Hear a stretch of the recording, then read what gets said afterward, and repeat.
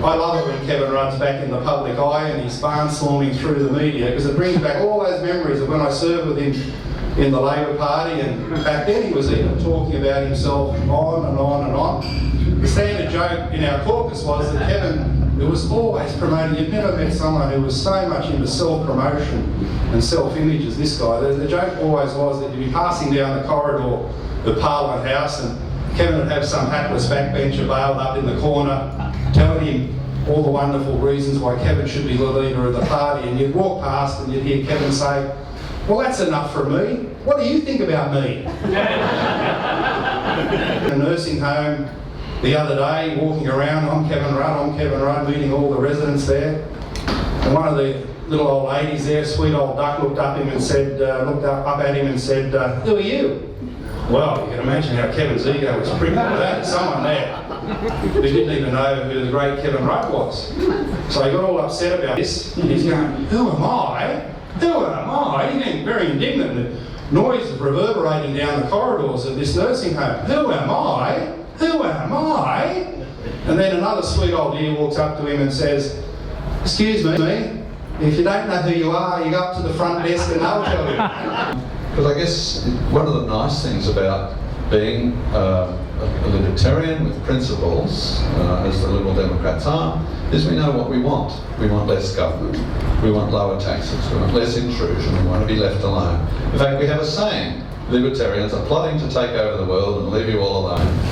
I think a lot of the regulation around Nanny State as well is really sold you under the banner of health and safety, when in reality it's the health and safety of the government budget they're really after. It's true. I mean, if you think about something, for example, like taxes on cigarettes, I don't smoke.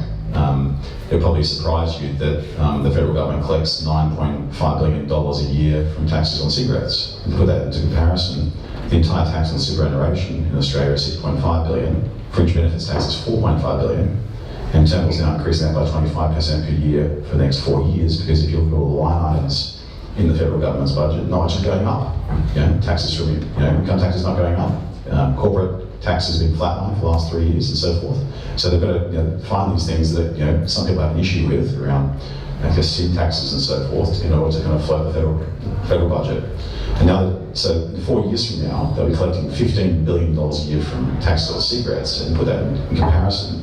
The entire Australian coal industry is $34 billion a year, and that's a product, right? So they're going to collect 4 times as much in taxes on cigarettes than they will on coal, which is our second biggest import, right? And how they plan on doing that without creating a Pablo Escobar and putting a lot of people in jail and a thriving black market, I don't know. But if you go through all the line items in the budgets, the only things we're going up are taxes on. Because there's no doubt, as you read the news day after day, the Liberal Democrats are edging ever closer to their first ever government in Australia.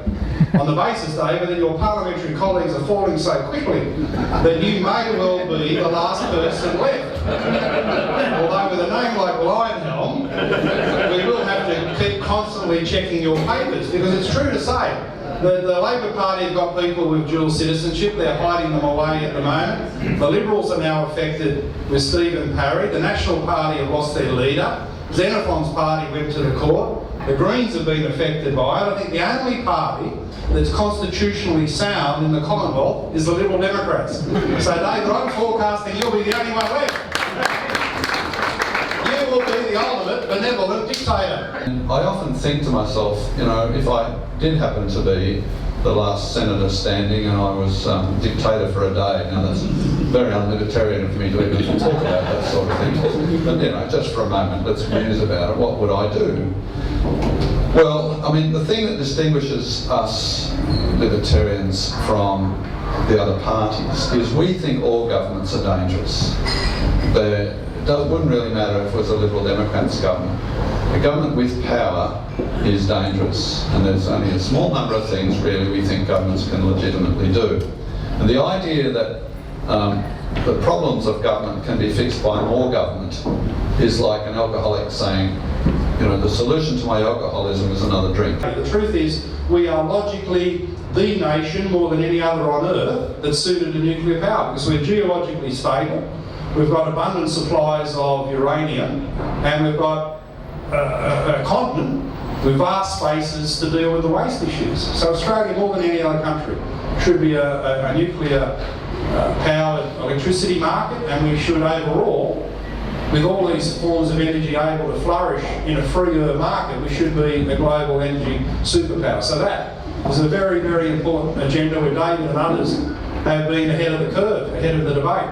The criticism I've heard about libertarians is about setting limits. Some libertarians try and out-libertarian other people, you know. You don't want to sell heroin to school children, you're not a real libertarian. How does a libertarian set limits to behaviour? Yeah, that's a valid question, and libertarians are a bit like socialists, that they will argue over the 1% of stuff they don't agree on, far more than the 99% they do agree on, and at times it becomes a little bit like the People's Front for the Liberation of Judea, or the Judean People's Liberation Front. You know, that's right. It can get a bit weird at times. The broad principle on the issue you raised was that parents are responsible for children, and obviously responsible parents wouldn't expose their children to heroin. So that inevitably leads Marty Pence to say, well, what if the parents aren't responsible? Does the state have a role? And then you have a great old argument about that, and I'm not going there. And of course, the other big concern I find in talking to people is about freedom of speech, pushing back against political correctness. People like Marissa Waters telling us what sort of language we should use, what sort of toys we should buy. People trying to engineer outcomes for us in our life, when surely the individual is always best suited to pick out their own interests, to know their own values, to know their own consumer decisions.